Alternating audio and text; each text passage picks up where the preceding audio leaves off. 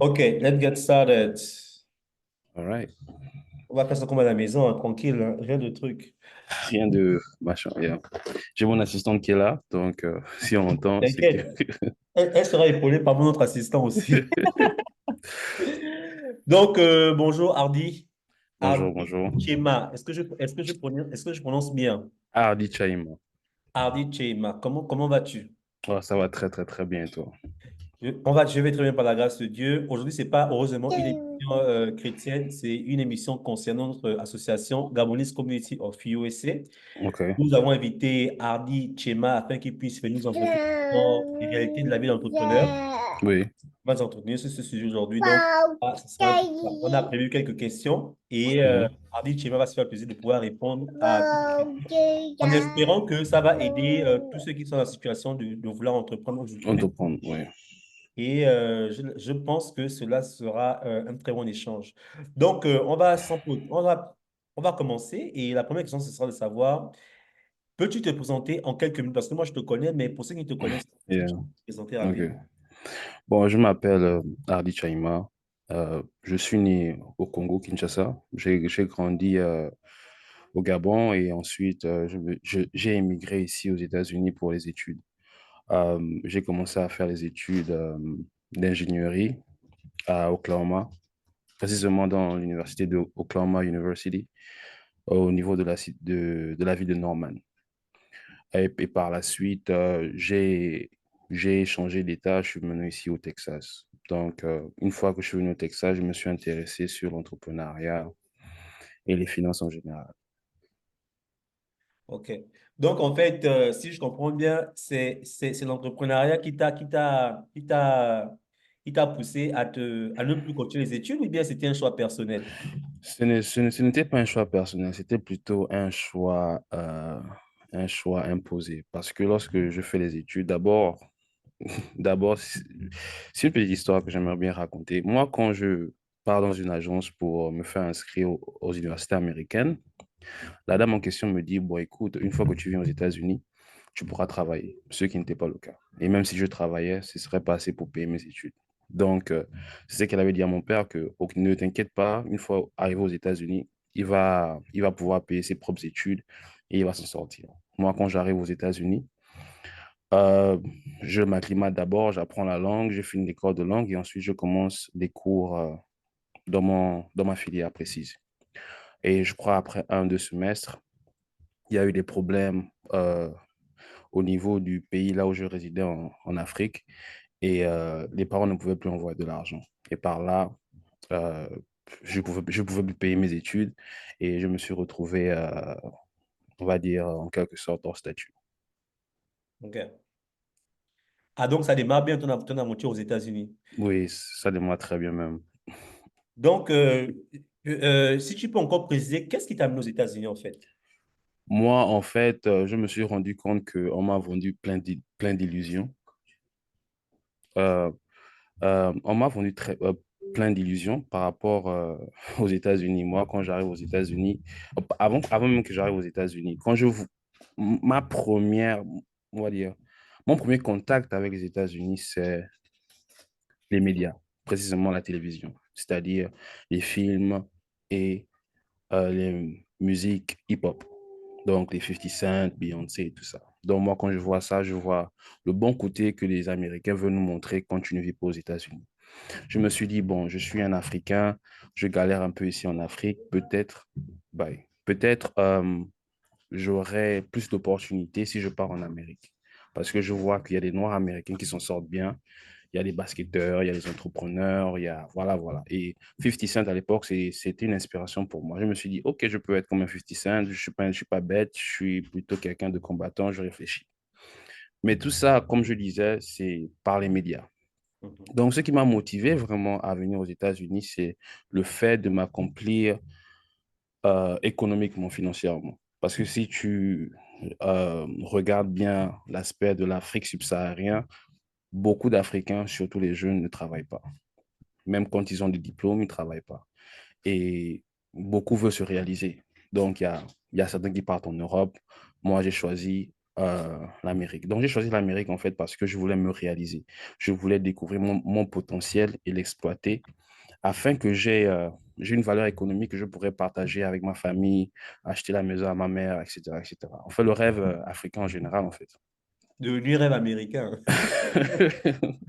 Oui, oui, le rêve américain en général, oui. Ok, donc merci encore. Donc, on comprend que quand tu quittes les États, un peu comme nous tous, hein, c'est-à-dire qu'on avait ce mythe des États-Unis, cette légende des États-Unis quand on est en Afrique, ici, il y aura l'argent, les femmes et tout ce qui va avec. Mais quand on arrive sur place, on se rend compte que c'est d'autres réalités. Oui. Donc, c'est très bien. Donc, on comprend que tu viens ici, tu avais des rêves, tu Mhm. étais étudiant, et après, un moment donné, tu as décidé, bon, les choses se passent comme tu le souhaites, tu décides d'arrêter tes cours et de faire autre chose. Et qu'est-ce que tu fais aujourd'hui, par exemple? Qui est Hardy aujourd'hui? Qui est Hardy Tchema aujourd'hui? Aujourd'hui, enfin, notre conversation, c'est une conversation honnête. J'entreprends, mais je ne vis pas de cela parce que mon Ok. activité n'a pas encore atteint ce stage où je peux vivre que de cela. Donc aujourd'hui, j'entreprends, oui, mais j'ai un boulot à plein temps. Je travaille pour une compagnie de microchips. Ils font des microchips. Les microchips, ce sont des petits chips électroniques qui permettent aux ordinateurs, aux téléphones, à tout appareil électronique de fonctionner. Donc, je Ok. travaille là-bas et en même temps, quand je suis libre, j'investis mon temps dans mes activités personnelles, précisément le podcast que j'ai, deux entreprises que j'essaie de gérer entre-temps. Ok. On va revenir sur les entreprises, tes entreprises, parce que ça a l'air très intéressant de savoir en fait Oui. ce que tu fais là-bas. Mais pourquoi l'entrepreneuriat et qu'est-ce qui t'a poussé à être entrepreneur? Non, ok, ça c'est parce que tu sais l'erreur que beaucoup de gens font, c'est que comme tu as dit, on rêve tous, mais souvent on ne se concentre pas sur le centre d'inertie. Le centre d'inertie, c'est toi. Quand je parle de centre d'inertie, c'est-à-dire que tu viens avec un profil, tu viens avec des qualités, tu viens avec des avantages, tu viens avec des limites. Moi, quand j'arrive aux États-Unis, je n'ai pas pris conscience de ça. Ma première limite que j'avais, c'était l'aspect financier. Aux États-Unis, on va te dire qu'il y a des avantages, ouais. Mais ces avantages, tu les saisis quand tu as le capital. Si tu n'as pas de capital, comment tu vas avoir ces avantages-là? Même pour aller à l'école, j'ai compris ça quand je pars à l'école. L'école me dit, écoute, tu peux pas venir continuer ici parce que tu n'as pas les 4 000 $ pour payer ton semestre. C'est là où j'ai réalisé que euh, mon avancée dans la vie nécessite de l'argent. Et beaucoup Exactement. d'Africains, pas beaucoup d'Africains, mais je dirais qu'on néglige cet aspect-là quand on est en Afrique, tu vois, parce qu'il y a les parents qui sont là, il y a la famille.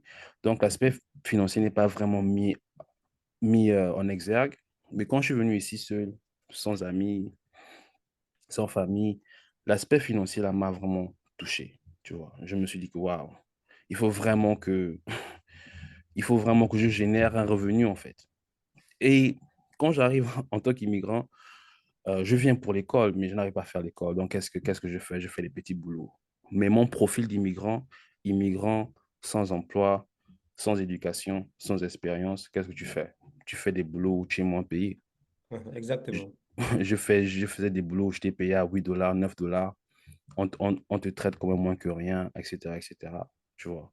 Et je me suis dit, bon, qu'est-ce que je peux faire pour m'élever de cette situation-là et arriver à faire quelque chose qui me plaît et qui me paye à ma juste valeur. Parce que la réalité, c'est quoi? La réalité, c'est que les États-Unis sont fous de ton histoire, tu vois. Parce que moi, si tu te rappelles, j'étais un sans-abri à un moment donné, etc., etc. Au pays, tu racontes ça, on aura pitié de toi, on va t'aider. Mais ici, on s'en fout. C'est pas leur problème. Exactement. Donc, donc maintenant que j'avais compris ça, je me suis dit, OK, ce que je dois faire, c'est, je dois continuer à faire ces petits jobs-là, essayer de m'asseoir et de réfléchir quelle activité que je peux créer de moi-même, que personne ne peut m'enlever. Parce que la réalité, c'est quoi? C'est que même si tu travailles, c'est pas toi qui décide euh, quand est-ce que tu seras licencié. Tu vois un peu. Oui. Le boulot que l'on te donne, quand on t'engage, on peut te l'enlever. La seule chose qu'on ne peut pas t'enlever, c'est ta famille et ce que tu as créé. Tu vois, les États-Unis sont connus pour avoir des crises économiques par-ci, par-là. Récemment, on a eu une crise économique durant le Covid. Chaque fois qu'il y a une crise économique, qu'est-ce qu'ils font? Ils licencient les gens à gauche et à droite. Imagine-toi, tu as trois enfants, tu as acheté une maison parce que le boulot te paye bien 100 000, 150 000 dollars. Et par la suite, à cause d'une maladie ou bien parce qu'il y a une restructuration de la compagnie, tu perds ton boulot. Et aux États-Unis, on est dans un pays compétitif. Donc, pour une position qui paye bien, tu as 300, 400 applicants. Et qu'est-ce que tu fais?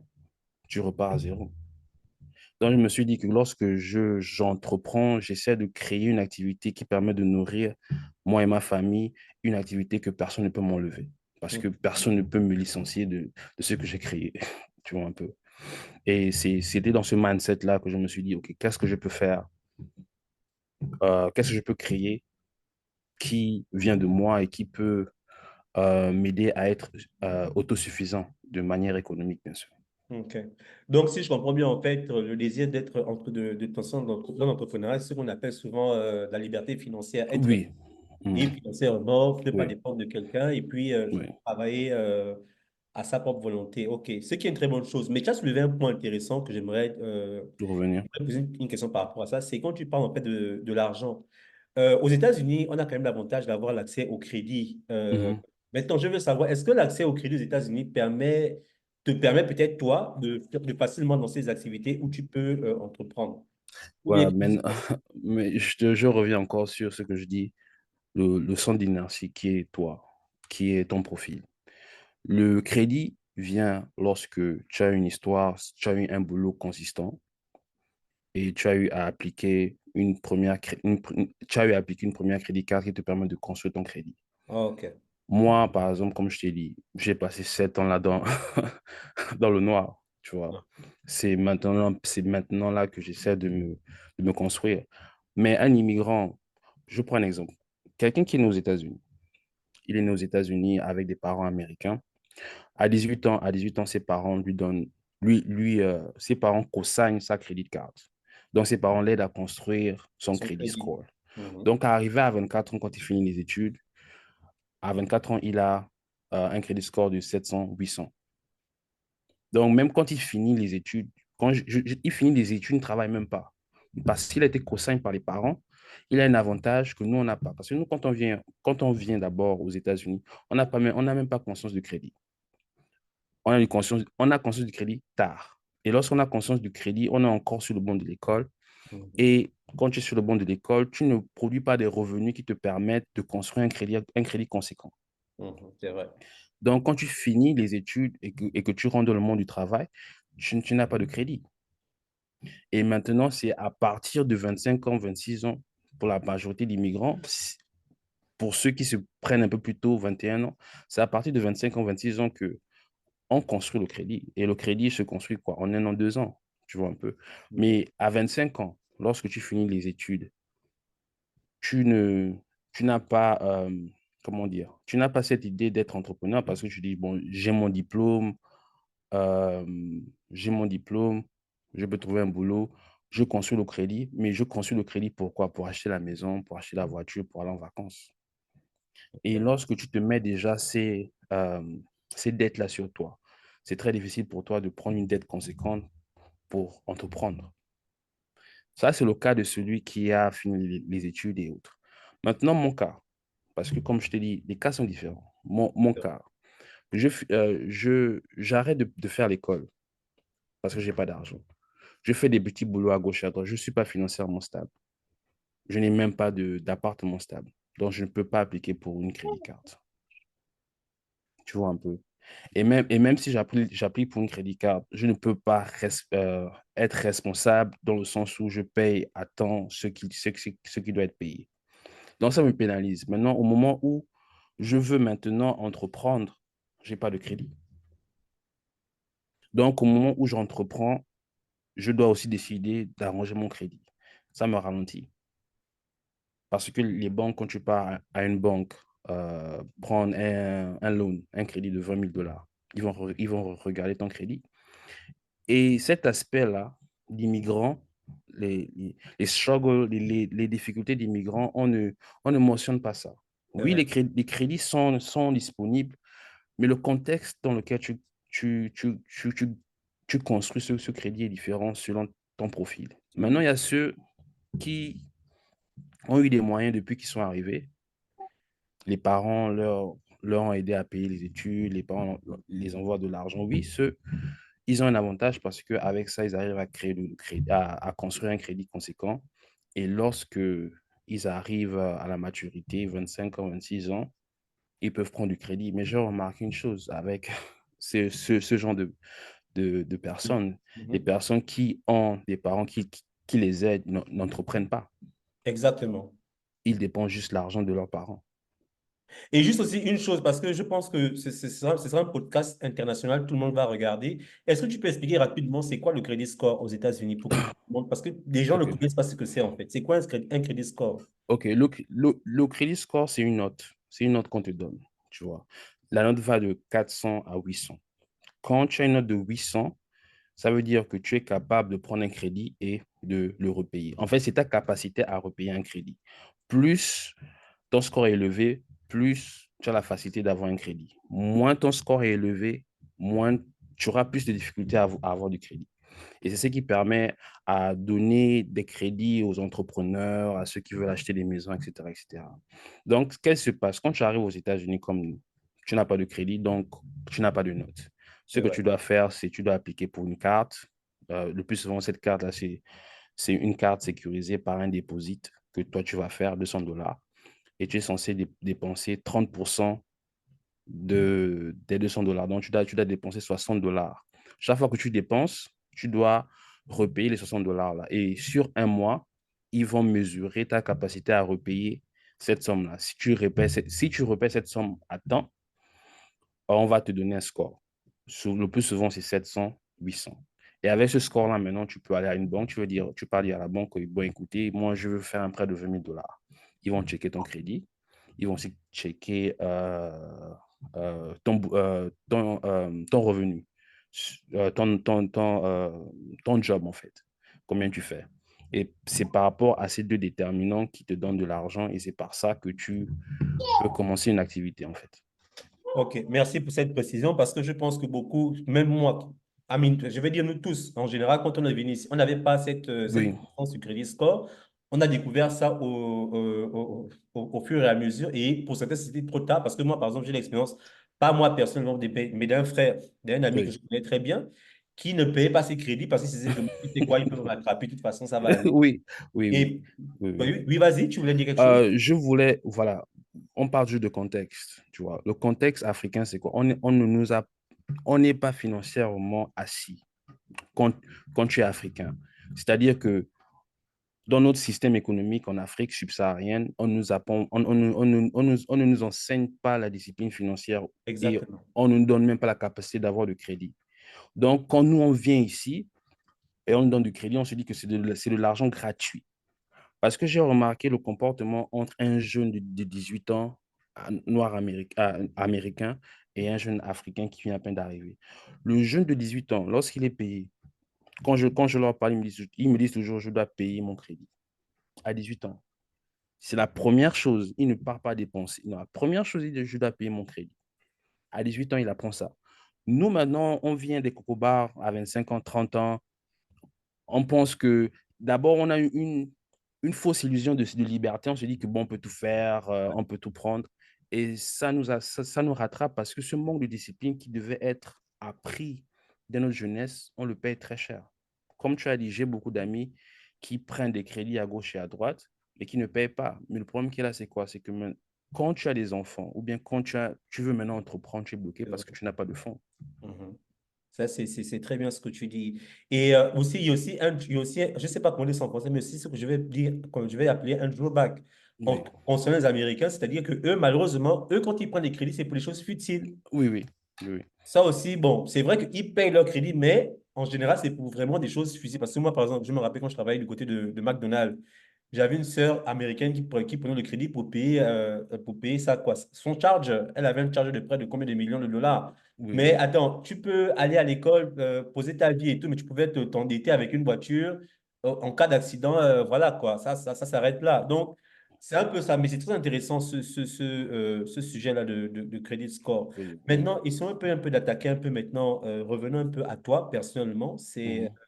Tu as dit tout à l'heure que tu avais deux entreprises. Est-ce que tu peux nous en dire plus ces entreprises que tu fais dans tes entreprises? Ok, la première entreprise, c'est j'aide les étudiants internationaux à s'inscrire aux États-Unis, mais je leur aide aussi dans l'accompagnement. Parce que si tu remarques bien, bon, moi j'ai constaté ça avec d'autres communautés, ils ont des agences qui accompagnent leur communauté. Quand toi et moi on arrive aux États-Unis, il n'y avait personne pour nous orienter sur euh, quelle université il faut aller, comment écrire un résumé, est-ce qu'il faut faire des stages, etc. Ces différentes informations que tu peux trouver online, mais si tu n'as pas de mentor, si tu n'as pas de coach, tu peux pas. Et le Donc, plus important, comment prendre ces classes quand tu es à l'université? Parce que c'est ça qui va m'étonner. oui, oui, comment prendre ses classes, mais aussi comment communiquer avec son professeur. Parce que j'ai remarqué que nous, les Africains, on pense que c'est seulement que on vient en classe, on écoute le professeur, on écrit ce qu'on a écrit, après on part. Non, le professeur doit te connaître. Pourquoi? Parce que quand le professeur te connaît, quand tu as un problème, il peut comprendre ton problème et t'aider à le résoudre. Souvent, on a des problèmes à la maison où tu es à l'école, ton père meurt, ta mère meurt, ta soeur est malade. Ça t'affecte. Mhm. Et parce que ça t'affecte, tu n'arrives pas à bien faire tes études et tu as une mauvaise note. Mais si tu ne parles pas à ton professeur, tu es seulement là. Le professeur va se dire que en fait, l'enfant n'étudie pas et voilà, il n'est pas sérieux. Mais si tu communiques avec ton professeur, il va se rendre compte que, oh, Hardy traverse une période, on peut refaire l'examen pour lui ou bien essayer de l'aider à traverser cette période-là. Mais cette culture de parler avec notre professeur, nous, on a passé en Afrique, tu vois un peu, où tu discutes avec le professeur, où tu racontes ta vie, non.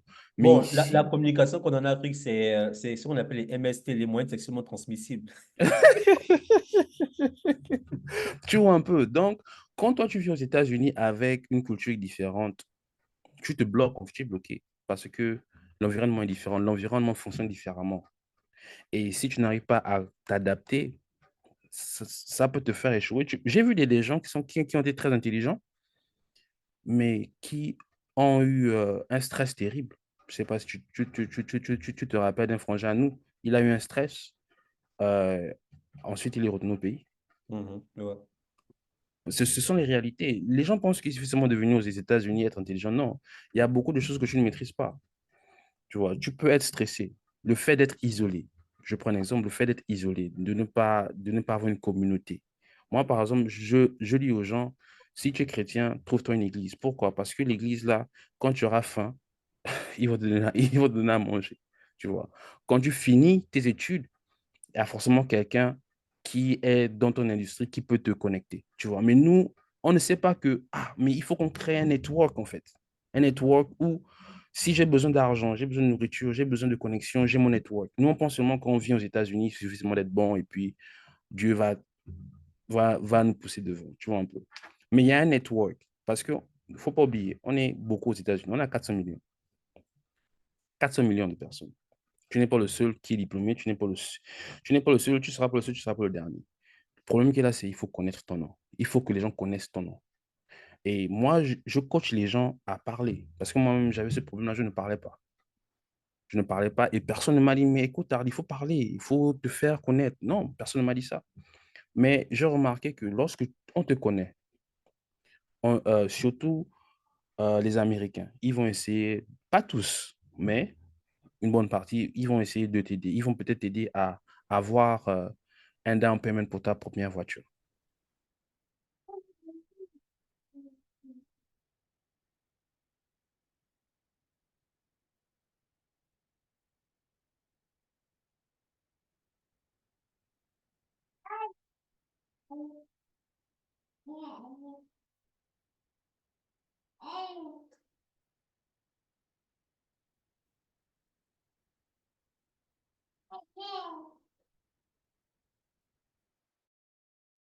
Hardy, j'ai fait une mauvaise touche. Apparemment, j'étais mute. J'étais mute. Si tu peux t'unmute. J'ai fait une mauvaise touche, désolé.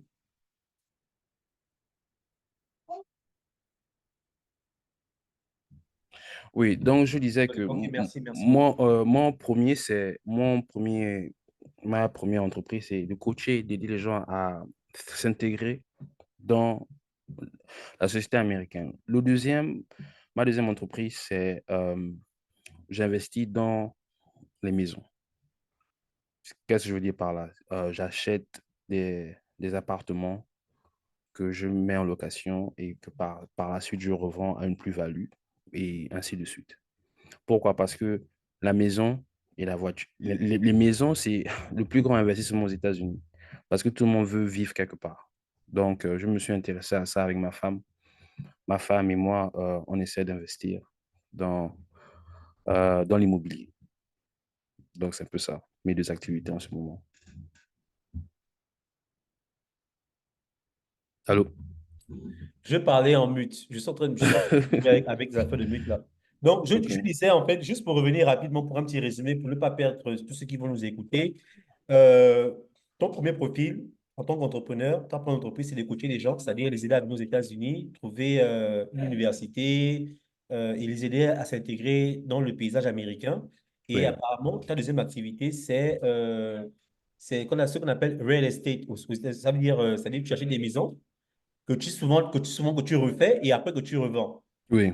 OK, c'est un peu ça. Donc, bon, par rapport à, je ne sais pas par rapport à ta deuxième activité, d'après toi, si quelqu'un veut se lancer là-dedans, euh, combien est-ce que la personne doit avoir pour commencer? Parce que ça, c'est une question très importante. Parce que beaucoup sont intéressés par le Mhm. real estate, mais ils ne savent pas avec combien ils Mhm. peuvent commencer. Bon, pour commencer, tu as juste besoin de 20 000 $, hein. 20 000 Wow. dollars cash. Et voilà aussi un autre aspect de notre communauté parce que la communauté africaine aux États-Unis, c'est une communauté qui est très importante dans le point de vue du nombre, mais aussi dans le point de vue du capital. Il y a beaucoup d'Africains qui s'en sortent. Mais j'ai remarqué qu'on ne fait pas dans le groupe investing. C'est-à-dire quoi? C'est-à-dire qu'on se met ensemble et on acquiert des investissements. Les Chinois font ça, les Irakiens font ça, les Indiens font ça. Et ceux qui ne font pas ça, peut-être les Nigériens. J'ai entendu parler des Nigériens et les Éthiopiens.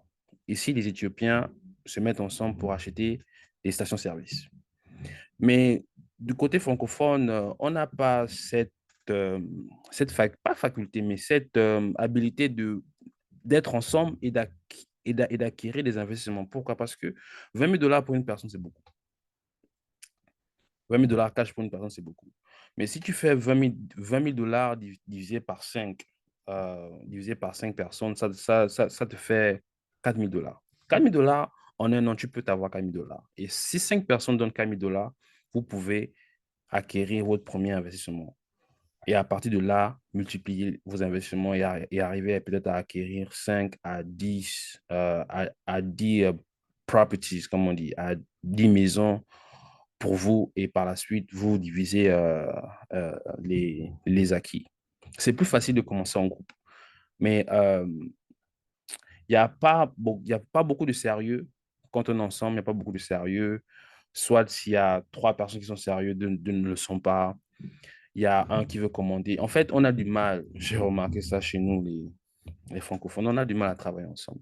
Et je me rends compte que si on arrivait à le faire, les États-Unis peuvent être à nous parce que les Juifs le font, les Chinois le font. Je me rappelle, petite anecdote. Je travaille dans une gas station, station-service, qui était pour un Pakistanais. Moi, je le fais, je lui dis, mais écoute, pour avoir une station-service, c'est comme il me dit, c'est 100 000 $. 100 000 $, 50 000 $ cash, le reste, tu payes par mois. J'ai dit, mais j'ai pas 50 000 $. J'ai dit, comment toi tu as fait? Parce que quand je lui parlais, il avait 21 ans. Moi, j'avais 26 ans. J'ai dit, comment toi, à 21 ans, tu peux avoir 50 000 $? Il m'a dit, non, moi, j'ai payé 50 000 $. J'ai trouvé, ils ont un groupe ils s'appellent Elder, un groupe de vieux qui ont déjà des gas stations. Donc, quand tu viens, ils te donnent une station-service. Ils te disent, bon, tu n'as pas de crédit, tu n'as pas d'argent, je te donne la station-service, tu me paies par mois pendant 10 15 ans et la station-service te revient. Donc, ils créent une économie parallèle à l'économie américaine qui les facilite eux. Comme je t'ai dit, l'affaire de crédit, ça ne nous facilite pas nous, immigrants, parce que euh, on n'a pas l'habitude, on n'a pas la connaissance, on n'a pas le temps de construire ça à temps, tu vois un peu. Mais lorsque on est en groupe, on peut créer une économie parallèle qui répond à nos besoins personnels. Parce que l'économie américaine répond aux besoins des Américains. Il ne répond pas aux besoins des immigrants. Et les immigrants ont compris ça. Les Chinois se sont rassemblés entre eux. Les Chinois, eux, ils font la tontine. Mais pas la tontine comme nous, tu mets seulement l'argent, après tu prends ton argent. Non. La tontine où tu viens, tu dis, écoutez, moi, je veux commencer un business. Ils te disent, OK, tu as besoin de combien? 100 000 $, OK. Ils vont se regrouper entre eux, peut-être 15, 20, 30 personnes. Ils vont donner chacun une somme d'argent. Ils vont donner 100 000 $. Ils vont te dire, bon, dans les 100 000 $ là, on te laisse d'abord 6 mois pour te consolider. Et le septième mois, tu nous payes une certaine somme pendant 3, 4, 5 ans. C'est pourquoi tu vois les Chinois qui ne parlent même pas l'anglais. Ils ont des fast-food, ils ont les restaurants, ils ont des blanchisseries. Nous, on est là, perdus, quoi.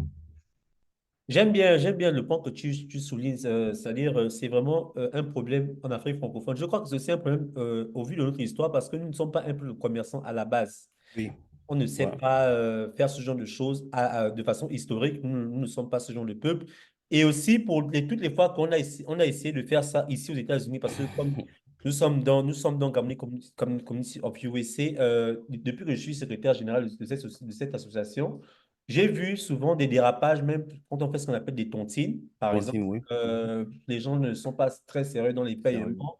Et Mhm. en fait, ça crée beaucoup de problèmes à cause du manque de sérieux de certaines personnes. Voici Oui. pourquoi on a cette difficulté. Parce que là, on parle encore des sommes pas encore de 4 000 $ sur peut-être 10 personnes. Mhm. Là, tu parles bien de 20 000, 50 000. Est-ce que tu vois un peu? Oui. Donc, je pense que bon, c'est aussi un peu à cause de tout ça. Euh, mais quel conseil, si par exemple, ça c'est vraiment un conseil que j'aimerais, parce que toi tu es là-dedans.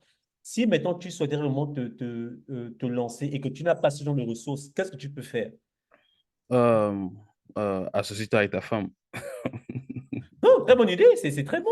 C'est vrai. Ouais, la réalité, c'est quoi? C'est qu'aux États-Unis, c'est le nombre qui compte, surtout quand tu n'as pas assez. Imagine-toi, ta femme fait 50 000 $. Je prends un exemple simple. Ta femme fait 50 000, tu fais 50 000, ça fait 100 000 $ que vous faites. Les 50 000 $, c'est dérisoire. C'est-à-dire que si tu as un bon boulot qui te paie au moins 20 à 21 $, si je ne me trompe pas, 20 à 21 $ par mois, par heure, tu peux te faire 50 000. Et vous vous arrangez à dire, OK, toi et moi, il y a peut-être 60% qui va aller dans la maison, les machins, machins. On ne sort pas, on ne sort pas trop, peut-être une fois chaque 3 mois. Et on va essayer d'économiser au moins 10 à 15 000 $ la première année. 10 à 15 000 $ la première année sur 100 000 $, c'est faisable. C'est faisable. Donc, ceux qui ont des petites amies, parce que les petits amis, petits amis ou femmes, pour ceux qui sont mariés, les petits amis ou les femmes ne sont pas seulement faits pour, voilà, pour s'amouracher. Non, non. Quand, quand tu es sérieux, comme on a dit, comme on dit dans la Bible, la femme est une aide. Si tu es sérieux dans ta vie et que tu parles à ta femme et tu as choisi une bonne femme aussi, bien sûr, qui comprend ta situation, parce qu'il y a des femmes, elles vivent avec les réseaux sociaux et elles veulent copier la vie là, dans la vraie vie alors que le salaire ne suit pas. Mais si tu trouves une bonne femme qui comprend ta vision, vous deux, vous pouvez avancer. Parce que 50 000 sur 2 ans, vous allez économiser au moins 30, minimum 20, maximum 30 000 $. 30 000 $, il y a un de vous a juste besoin d'avoir un bon crédit. Un de vous. Et ensemble, vous pouvez évoluer plus rapidement.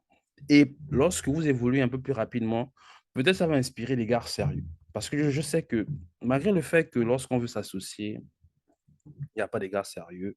Mais j'ai remarqué que quand tu vois un jeune couple réussir, ça t'inspire et ça attire des gens qui sont sérieux. Donc, lorsque ton couple va réussir, tu vas attirer des gens.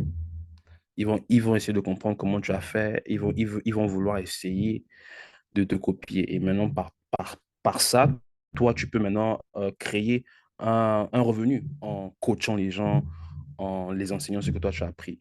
Mais pour commencer, commence avec ton partenaire. Ton partenaire qui a ton best interest, ton partenaire qui veut vraiment te voir réussir. C'est pourquoi il est très important de choisir aux États-Unis, bien sûr. Il est très aux États-Unis comme partout, mais plus précisément aux États-Unis parce que c'est un pays très compétitif. C'est très compétitif, les aides sont rares et les aides ne sont pas là pour t'aider à quitter de ta situation. Donc, à toi et ta femme, toi et ta petite amie, vous pouvez construire quelque chose de sérieux si vous êtes sérieux.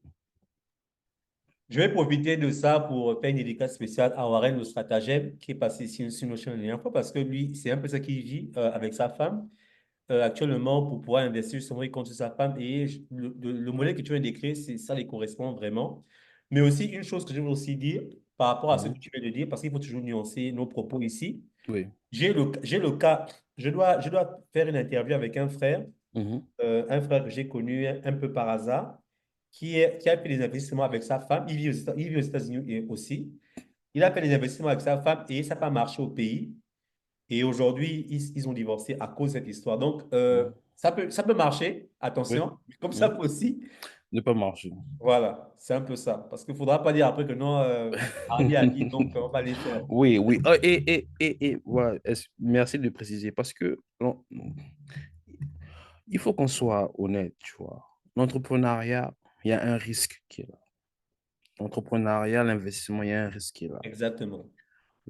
On peut pas, parce que j'ai l'impression que nous, Africains, on a l'impression que, moi j'appelle ça, on vit dans le monde des bisounours, on pense que tout ce que l'on fait va réussir, que le malheur ne va jamais nous toucher. Non, il y a un risque qui est associé à ça.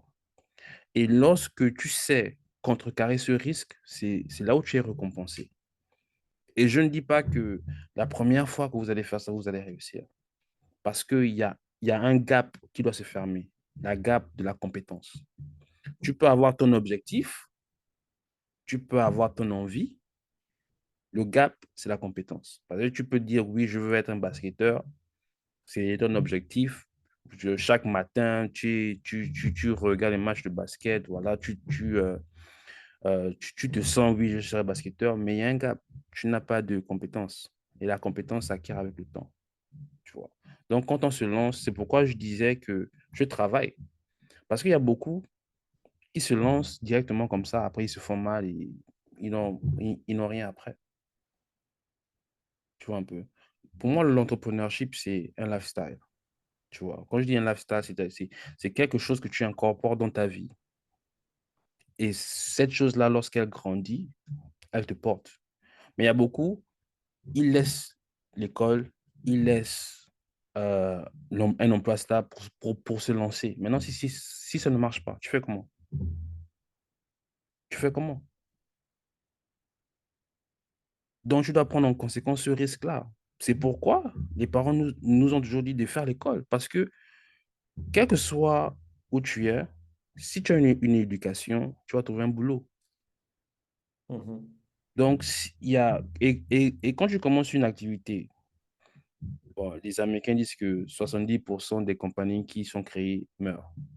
Quand tu commences une activité, tu ne vas pas faire profit peut-être les prochaines 5 6 années. Comment tu vas faire pour manger? Tu dois avoir un boulot. Si tu veux avoir un bon boulot, tu dois, tu dois avoir une éducation. Pour avoir une éducation, tu dois partir à l'école. Donc, je ne veux pas que l'entrepreneuriat soit une excuse pour être irresponsable dans sa vie. C'est vrai. Tu vois, je vois ça beaucoup avec les gens. Ils sont irresponsables dans leur vie. Ils veulent faire de l'entrepreneuriat. Et l'entrepreneuriat n'est pas pour des gens qui sont indisciplinés. Tu vois, en fait, comme je disais, c'est un lifestyle. Si tu es discipliné dans ta vie, tu vas être discipliné dans tout ce que tu fais. Donc, ta discipline que tu as eu à aller à l'école, à te réveiller, à travailler au boulot, tu vas amener cette discipline-là dans l'entrepreneuriat. Et c'est après que ça va payer. Mais j'ai vu beaucoup qui ne sont pas disciplinés. Ils essayent ça, ils essaient. Moi, je connais un gars, je ne vais pas citer son nom. Il a d'abord voulu faire la photographie. Il a fait la photographie, ça n'a pas marché. Après, il a essayé d'être d'être un UFC fighter, un combattant d'arts martiaux. Ça n'a pas marché. C'est pas possible. Maintenant, ne ris pas, c'est mon ami. Donc, après, maintenant, il a maintenant essayé de vendre les meubles. Je ne sais pas si ça marche ou pas. Mais le gars se cherche. Mais comment il fait? Parce que quand ça ne marche pas, là, il doit toujours payer les factures. Sa femme a un boulot. Sa femme a un boulot stable. Ce qui lui permet de naviguer à gauche et à droite. Parce que s'il n'avait pas sa femme, ou si c'était pas organisé bien avec son couple, il ne pouvait pas naviguer à gauche et à droite. Tu vois un peu? Donc, l'entrepreneuriat, c'est pas un jeu.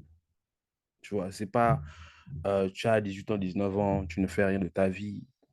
Après, tu te réveilles, tu veux être entrepreneur. Non. Et la réalité, c'est quoi? C'est-à-dire que pour que ta compagnie avance à un autre niveau, parce que si tu remarques bien, nos compagnies atteignent rarement les niveaux de Elon Musk, Bezos. On se demande jamais pourquoi. Moi, je me suis posé la question pourquoi. Parce que quand tu regardes les profils de Bezos, Bezos, c'est quelqu'un qui a fait Ivy League. Ivy League, ce sont les écoles prestigieuses. Il est parti à l'école. Elon Musk, il est parti à Harvard. Zuckerberg, il est parti à Harvard. Bill Gates, il est parti à Harvard. Maintenant, toi, tu fais ton école là, publique du quartier, et puis tu vas te réveiller, je suis un entrepreneur, mon frère. Sois d'abord excellent dans ce que tu fais, dans tout ce que tu fais. Comme la Bible dit, ce que ta main trouve à faire, fais-le bien. Donc, si tu es à l'école, fais bien ton école. Parce que être entrepreneur ne veut pas dire arrêter l'école. Être entrepreneur ne veut pas dire arrêter de travailler pour quelqu'un. Non. Parce que tu dois acquérir l'expérience dans ton industrie. Comment tu acquiers l'expérience dans ton industrie? C'est en travaillant pour quelqu'un. Tu peux te réveiller, bon, je suis fatigué, je veux être entrepreneur, tu ne connais pas les relations qu'il faut construire, tu ne connais pas les fournisseurs, tu ne connais pas les banques spécifiques qui permettent de te financer, tu ne connais pas les intermédiaires entre les vendeurs et ceux qui reçoivent le produit, etc., etc. Maintenant, tu veux te lancer. Tu te moques de toi-même. Donc, c'est pour revenir. Si tu as l'école, fais l'école. Si tu as l'opportunité de faire l'école, fais l'école. Ne pense pas que, bon, je laisse l'école et puis, non. Parce que tu n'es pas Elon Musk, tu n'es pas Zuckerberg, tu n'es pas Bill Gates. Parce que eux, ils étaient à Harvard. Et même quand tu arrives à Harvard, c'est 0,1% de gens qui arrivent à Harvard. Et arrivé là-bas, tu te crées un network qui te permet de faire ce que tu as envie de faire. Donc, nous, on n'arrive pas à atteindre ce niveau-là parce que d'abord, de un, on n'est pas sérieux avec les petites choses qu'on a dans nos vies. Et de deux, on n'a pas les connexions nécessaires. Tu vois, on n'a pas les connexions nécessaires qui nous permettent d'attirer les investisseurs que Elon Musk et autres attirent. Et tout ça, tout simplement parce que on néglige les choses. On néglige. Mais si on arrête si on arrête de négliger les choses, je crois que l'Afrique, ce sera le futur. La future Silicon Valley, si on est sérieux. Je pense que c'est très bien tous les points que tu as donnés parce que de ce que je vois aujourd'hui, surtout chez les francophones, on vend trop l'entrepreneuriat comme un rêve, comme un Oui, oui, ça tourne oui. très, très mal. Donc, il faut que les gens un peu reviennent à la réalité. Et juste pour appuyer sur ce que tu dis, quand tu parles de... Vous savez, dans les pays comme les États-Unis ou bien même la France, par exemple, Mhm, ils ont ce qu'ils appellent les allocations. Ça veut dire quoi? Ça veut dire qu'ils peuvent arrêter de travailler pendant un temps et recevoir de l'argent du gouvernement qui les soutient pendant un bon temps. Moi, j'ai vécu ça ici aux États-Unis, malgré que je suis immigrant. J'ai mhm, été sous allocation quand j'étais du côté de la Calaisie, quand il y a eu le Covid. Donc, pendant ce temps, et moi je connais beaucoup de gens, pendant ce temps, qu'est-ce qu'ils faisaient? Ils allaient à l'école, d'autres ils entreprenaient.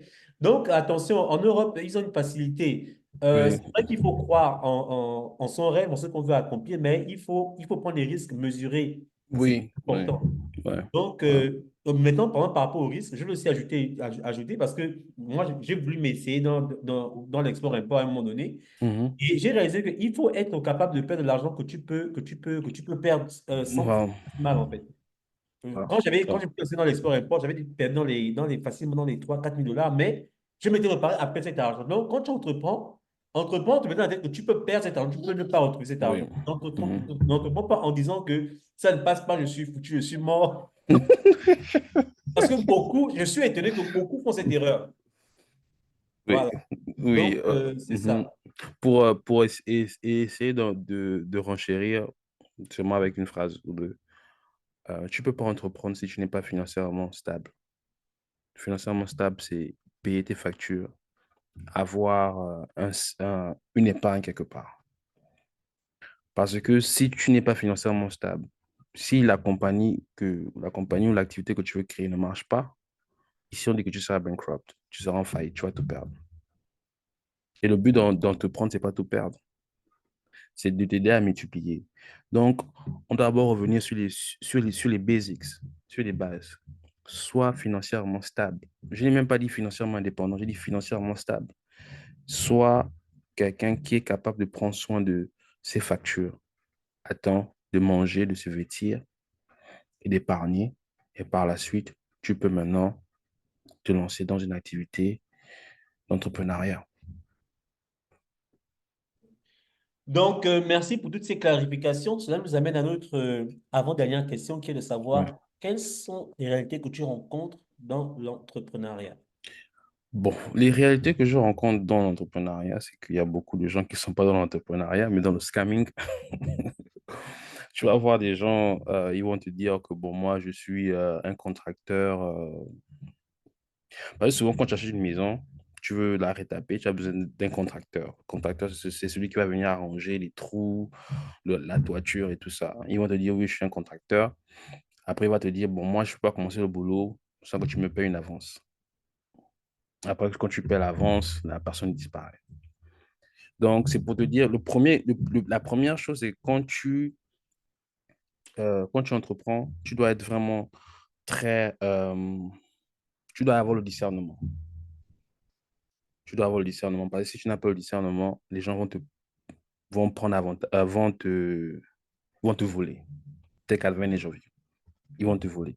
Donc, la première des choses, c'est avoir le discernement. Et j'ai remarqué aussi, il y a beaucoup d'entre nous qui partent dans des séminaires, séminaires de coaching sur le real estate et tout ça. C'est bien, mais c'est bien lorsque tu as déjà commencé. Parce que ça permet de renchérir ce que tu as déjà. Mais je vois, il y a beaucoup de personnes qui partent dans les séminaires. Eux, ils sont devenus seulement des séminaristes. Ils partent seulement dans les séminaires, mais ils ne commencent jamais. Et ces séminaires-là sont pour moi des distractions qu'on doit s'éloigner. Il faut commencer de toi-même et par la suite, tu acquiers la connaissance nécessaire qui va te permettre d'évoluer. La deuxième difficulté, c'est les finances. Comme on en a parlé, un entrepreneur n'est pas un entrepreneur sans un capital. Le capital pour commencer ta compagnie, soit c'est par économie, soit c'est par crédit. Quelle que soit la voie que tu vas prendre, elle sera difficile parce que épargner, tu vas épargner pendant 2 3 ans, c'est un sacrifice. Crédit, ils vont te demander plusieurs choses avant de donner un crédit. Et le plus souvent, j'aimerais préciser, les banques n'investissent jamais dans les startups. Les startups, c'est quoi? C'est les compagnies qui viennent à peine de commencer. Donc, ça veut dire que la majeure partie du temps, lorsque tu commences une nouvelle activité, ce sera de tes moyens ou des moyens des gens qui t'entourent. Donc, c'est une difficulté. Le financement de tes projets, c'est une difficulté. Et elle est encore pire dans notre communauté africaine. Elle est plus facile chez les Asiatiques, chez chez les Européens, chez les Américains. Mais chez nous, elle est pire. Parce que, je prends l'exemple simple. Jeff Bezos, on fait le bruit, ouais, Jeff Bezos est milliardaire. Mais ses parents étaient les premiers à investir leur retraite dans Amazon. Leur retraite était 120 000 dollars. Ils ont investi ça chez Bezos. De toi et moi, tu as quel parent qui va investir 120 000 $ dans ton activité? J'ai même pas dit un parent père, mère, non. Un parent que tu connais, oncle, tante, tout ce que tu veux, qui va investir cette somme dans ton activité. Donc, les réalités sont différentes. Je prends un autre exemple, Walmart. Le gars qui a créé Walmart, Walmart, c'est la plus grande compagnie d'épicerie, hein, de magasins dans le monde. Ah, il y a Walmart, après il y a Leclerc, une compagnie française. Mais le premier, c'est Walmart. Sam Walton. Lorsqu'il veut commencer Walmart, c'est son beau-père qui lui donne 20 000 $. Que tiens, 20 000 $, commence ta compagnie. Nous, on n'a pas ce qu'on appelle seed money. Seed money, c'est l'argent qui te permet de commencer. Mhm. Nous, les Africains, on n'a pas cet avantage-là où on a un oncle, un ami qui va te donner 5 000, 10 000 $ pour commencer ton activité.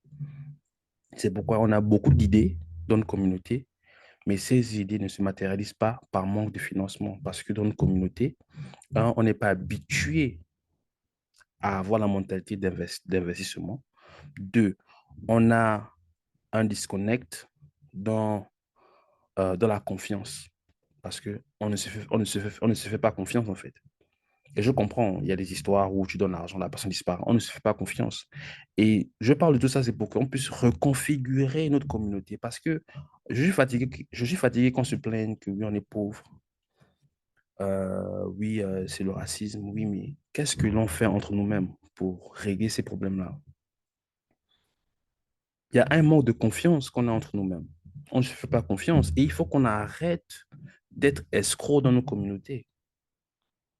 Il faut qu'on arrête de scammer notre communauté. Et lorsque quelqu'un scamme, il faut qu'on l'interpelle.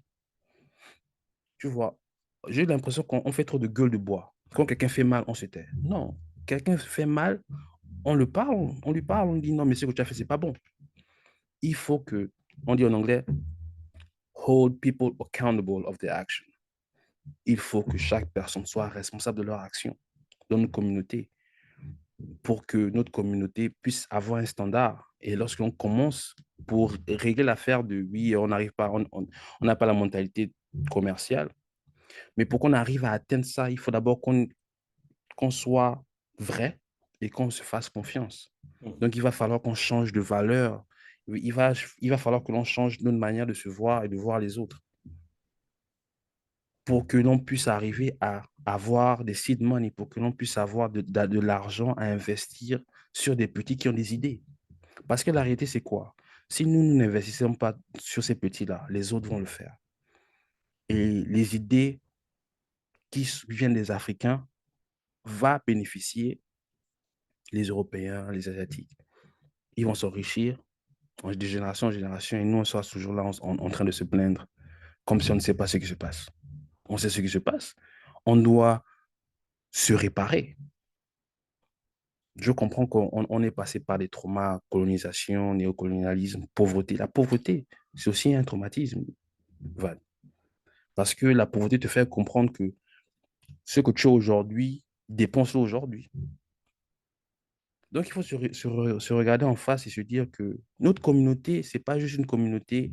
Lorsque c'est le mariage, tout le monde est présent. Lorsque c'est le deuil, tout le monde est présent. Non. Il faut aussi que dans notre communauté, lorsqu'il faut faire quelque chose qui va changer notre style de vie, notre qualité de vie, il faut aussi qu'on soit présent. Et ça revient au troisième aspect de ce que j'ai dit, parce que le deuxième aspect, j'ai dit, il y a un manque de financement. Le troisième aspect, c'est la mentalité. On doit changer de mentalité. Nous sommes au 21e siècle. On ne peut pas avoir la mentalité du village au 21e siècle. Il faut s'adapter. Il faut être ouvert d'esprit. La tradition est bien, mais la tradition aussi évolue pour régler les problèmes qui sont présents. Parce que quand nos grands, nos arrière-grands-parents, ils ont créé des traditions, c'était par rapport à un cercle social, c'était par rapport à un temps précis. Tu vois, à l'époque, ils n'avaient pas besoin d'argent. Il y avait le bétail, on avait des terres cultivables et tout ça. Aujourd'hui, tout se passe par l'argent. Il faut qu'on ouvre nos esprits à, OK, tout se passe par l'argent, nous sommes gérés par le capitalisme. Comment le capitalisme fonctionne? et comment on peut le faire fonctionner pour nous. Parce qu'aujourd'hui, au 21e siècle, nous sommes toujours victimes du capitalisme. Quand tu es noir de peau, tu es victime du capitalisme. La preuve, les 500 plus grandes entreprises au monde en termes de revenus, il n'y a que 5 CIO. Ça ne fait même pas 0,1%. Pourquoi je parle de ça? Si on a plus de CIO, on a plus de compagnies, on a plus d'investissements, on aura des routes, on aura des hôpitaux, on aura des soins médicaux que beaucoup de gens ne peuvent pas avoir, on aura une meilleure éducation et on pourra attirer le capital qui permette d'être comme les États-Unis, d'être comme la Corée du Sud, d'être comme la Chine. Il faut que l'on réveille ce patriotisme africain, cette fierté africaine. Pas seulement fierté africaine pour dire que je suis fier d'être d'une ethnie, mais cette fierté africaine pour dire que je suis fier de ce que l'on a pu construire chez nous. Parce qu'à la fin de la journée, oui, je suis venu chez les Américains, mais ce n'est pas mon pays, ce n'est pas mon continent. Et quelquefois, ils vont te le rappeler. Et je sais que tant que l'Afrique subsaharienne, tant que mon pays n'est pas arrangé, ils ne vont jamais me respecter. Aujourd'hui, les Chinois respectent les Chinois. Avant, on ne les respectait pas. On les respecte pourquoi? Parce qu'ils se sont accomplis économiquement. Il faut on repart dans cette fierté-là. Et j'interpelle aussi le leadership africain. Parce que tout passe par le leadership africain. Il faut qu'on arrête avec les codes anciens, France-Afrique, toutes les bêtises-là. L'Afrique ne va se développer que si l'Africain est développé. L'Afrique ne sera riche que si l'Africain devient riche. Donc, le focus, la concentration doit être sur l'Africain, pas sur autre chose. Donc, voilà, c'est un peu ça, hein, ce que je Tu es en voulais train de dire. me rappeler Kevin Seba, là. Tu es en train de... Je pense que tu le suis aussi de temps en temps Ouais, avec... ouais, ouais, ouais, ouais, ouais, ouais. Écoute, tu as dit des choses très importantes. Je voulais juste appuyer deux ou trois choses, si je peux me... Tu sais, il y a une petite anecdote, voilà, sur laquelle je voulais revenir, d'un frère que je connais très bien. Mhm. Parce que tu as parlé de comment trouver les financements. C'est très important, cette question, parce que ça crée beaucoup de problèmes, surtout dans notre communauté, surtout chez nous, les francophones. Je reviens sur l'anecdote du frangin, en fait, qui voulait lancer une entreprise. Le problème, c'est que les entrepreneurs francophones que nous avons, ce sont des vendeurs de rêves. Oui, Oui, parce que quand j'écoute ta façon de définir l'entrepreneuriat, je comprends en fait que c'est un cheminement, un process qui prend du temps. En fait, oui. l'aspect du temps est important. Mhm. Malheureusement, on a des entrepreneurs qui nous vendent du rêve dans le sens où, quand eux ils disent investissez, c'est pour que tu récupères demain. Et souvent, ça se passe pas comme ça. Et Oui. ça crée des problèmes. Parce qu'il y Mhm. a il est allé au tribunal, là. Ah bon? On l'a convoqué, oui, parce que, il avait vendu aux gens du rêve. Finalement, quand l'échéance était arrivée, il n'a pas pu rembourser. Et puis, ça s'est réglé dans les tribunaux américains. Donc, c'est ça, quoi. Donc, c'est vraiment ce manque de confiance-là, cette mauvaise lecture de certains je vais dire, pseudo-entrepreneurs. Oui, Il faut que vous puissiez arranger votre discours et vivre et dire les bien. réalités. Parce que quand on parle des Mhm. réalités de la vie d'entrepreneur, il faut dire la Oui, vérité. L'entrepreneuriat, oui, c'est sur le temps. Et c'est pas quelque oui. chose qui se fait du jour au lendemain. Il faut être patient. Ouais, Donc, c'est ça. il faut être très patient et il faut être honnête, tu vois. Parce que tu as soulevé un point important. Souvent, on aime embellir les choses. Je sais pas. Peut-être ça vient des parents. Parce que tu sais, nos parents étaient toujours premiers de la classe. Ils ont toujours eu des bonnes notes. Si on veut changer la réalité, il faut que l'on adresse la réalité telle qu'elle se présente à nos yeux. Moi, quand je parle aux gens de ma compagnie, je n'invente pas. Je dis ce que je fais et quelquefois, j'ai besoin d'expertise d'autres personnes parce que être entrepreneur ne veut pas dire que tu connais tout. Par exemple, si je fais un site internet, je vais peut-être appeler toi Van. Van, viens m'aider à faire ceci et je vais te rémunérer. Et c'est ça le problème, c'est que nous, j'ai remarqué, les entrepreneurs africains, pas tous, mais une partie, ils veulent tout faire eux-mêmes. Et souvent, c'est bâclé. Ils veulent tout gérer eux-mêmes. Non, tu as besoin d'une team autour de toi et tu as besoin de bien les traiter et de bien les rémunérer. J'ai remarqué que moi, quand j'étais au pays, les patrons maltraitent leurs employés. Parce que ici, quand tu maltraites, tu pars en prison, tu vas payer les amendes. Mais au pays, ils peuvent faire tout ce qu'ils veulent, en fait. Tu vois. Et c'est pourquoi je disais que il faut qu'on soit honnête. Parce que quand tu crées une compagnie, c'est vrai que tu crées une compagnie, une entreprise, c'est pour remplir un besoin que les êtres humains ont. C'est pas pour remplir ton besoin. Comme moi, comme moi, j'investis dans les maisons, c'est vrai que ça me profite moi, mais quelqu'un aura besoin d'une maison et elle va vivre là-dedans. Tu vois. Donc, il faut que l'on se rappelle toujours que quand tu crées quelque chose, c'est pour un être humain. Ce n'est pas pour des esprits, c'est pour un être humain. Donc, tu dois avoir la courtoisie, l'honnêteté nécessaire pour pouvoir établir cette relation-là Mhm. entre tes employés et tes clients ou tes consommateurs. Et c'est un truc que j'ai vu que nous, on manque. Et on utilise la naïveté africaine pour, pour s'enrichir. On vient avec, je me rappelle, avec quelqu'un qui était venu avec un bitcoin africain là, qui a dit que vous investissez 500 francs CFA, vous aurez mis 500, beaucoup de gens ont investi. Boum, c'était un Camerounais. Boum, il a pris l'argent, il a disparu. Donc, c'est pour te rejoindre que oui, il faut vraiment, pour que ça puisse changer, il faut vraiment que l'on change nos manières de réfléchir. Enfin, il faut qu'on change nos manières de réfléchir, il faut qu'on soit honnête avec nous-mêmes aussi. Il faut qu'on soit vraiment honnête. Donc voilà, pour enchérir sur ce que tu disais. Merci, Hardy Cheba. On va aller à la dernière question de ce podcast, qui est de savoir, toi étant aux États-Unis, avec un statut étudiant, avec un statut immigrant, je vais dire ça comme ça, est-ce facile d'être entrepreneur? Non, ce n'est pas facile pour être entrepreneur parce que ici, pour être entrepreneur, tu dois structurer ton business, structurer ton activité. Pour structurer ton business, structurer ton activité, tu as besoin de la green card. Parce que la green card montre que tu es résident. La green card montre que tu seras capable de payer tes taxes. Parce qu'avec la green card, tu vas avoir la sécurité sociale et c'est avec ce numéro-là que tu vas payer tes taxes. Donc, sans papier, tu ne peux pas réellement commencer un business, mais tu peux être un investisseur dans un business. C'est-à-dire, si Van aujourd'hui, tu crées une compagnie qui s'appelle Van Entertainment et tu fais les jeux vidéo, moi, en tant qu'étudiant, je peux investir 5 000 $.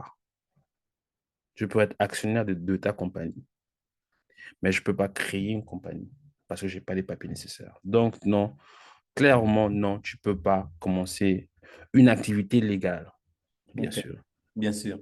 sans papier. Tu dois avoir tes papiers. Sinon, parce que c'est bien de poser, sinon, parce que je connais des gens qui, euh, bon, je vais le dire comme ça, vite fait, je connais quelqu'un Oui. qui est dans l'export-import, par exemple, tu vois, Mhm, mhm. elle envoie au pays, elle vend, tu vois, elle fait, ça c'est son business, tu vois, mais comme tu le dis, c'est très important d'abord, dans un premier temps, d'avoir ses papiers aux États-Unis, d'être légal, d'avoir une résidence permanente.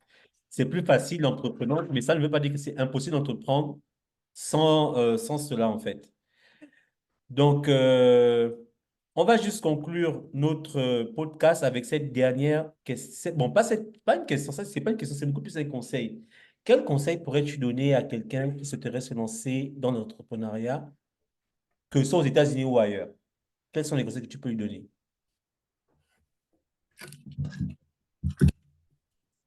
Allô? Oui, tu nous Oh, écoutes? ouais, ouais. Excuse-moi. Ouais. Donc, tu disais? Je disais en fait que la dernière question serait de savoir quel est le conseil que tu pourras donner à quelqu'un aujourd'hui qui nous a écoutés, qu'il soit ici aux États-Unis ou ailleurs, qui souhaiterait se lancer dans l'entrepreneuriat. Quel est le conseil que tu pourrais lui donner? Je dirais que l'entrepreneuriat, c'est un marathon, c'est pas un sprint. Ça va te prendre 5, 10, 15 ans, peut-être 20 ans avant de connaître le succès. Sois patient, sois un étudiant de ce que tu veux faire. Euh, Aie des livres, lis, lis beaucoup, parle aux gens, crée-toi un network. Network, c'est des gens qui sont dans l'industrie. partage ton histoire. Partage ton histoire, mais aussi sois honnête. Sois honnête avec toi et sois honnête avec les gens. Parce que quand tu es honnête avec toi, ça va te permettre de voir tes lacunes et de grandir.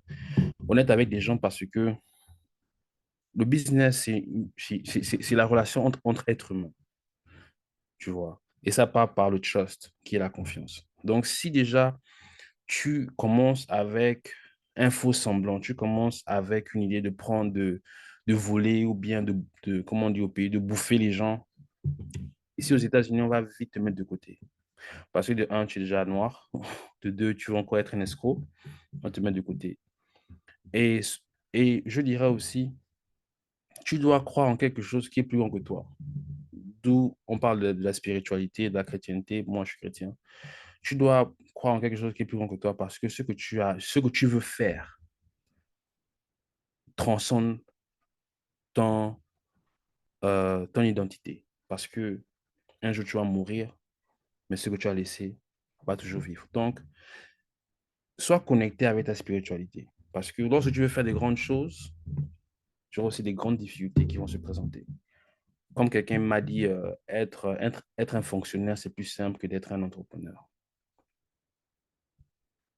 Donc, sois spirituellement connecté à un être suprême qui saura t'inspirer, t'encourager lorsque tout paraît, paraît stoppé. Parce que moi, je peux témoigner de ça, comme on avait eu dans un autre épisode où je t'avais parlé de mon histoire. Moi, je ne me voyais pas être là où je suis en ce moment, tu vois. Mais si je me limitais seulement à ce que je vois, je n'aurais pas continué mon avancement. Donc, quelquefois, il faut croire que notre Créateur a des plans plus grands que ceux que nos yeux peuvent voir. Et ça te permet de faire des grandes choses, d'inspirer des gens et d'impacter la société, la communauté, la famille dans laquelle tu es né. J'ai beaucoup aimé ce mot de fin. Donc, cela va conclure notre podcast aujourd'hui. J'espère que vous avez été enrichis. Je ne manquerai pas de mettre tes informations sur le podcast et aussi, bien évidemment, je t'enverrai la vidéo, donc tu pourras aussi le faire. Mais en ce qui me concerne, je le ferai pour que si les gens ont besoin de coaching, de conseils, te contacter pour tes services, ils puissent le faire. Donc, cela va conclure le podcast d'aujourd'hui. Vous étiez Oui, avec Ekomia Van Ronis, le secrétaire général des Governance Community of USA. J'ai oublié de le mentionner tantôt, mais je ne me manquerai pas lorsque je ferai l'édit de la vidéo. Et puis, oui, j'espère qu'on se retrouvera prochainement avec un autre invité. Pourquoi pas le même invité sur d'autres sujets qui pourraient nous sembler tout plus sujet. intéressants. Donc, on se quitte et on se dit à bientôt. Ciao, ciao, bye bye. Bye. Merci encore. Bye. Tu n'as pas besoin de le couper, hein. Je vais juste arrêter OK. là. OK. Juste dire que je vais, laisse-moi voir arrêter le record.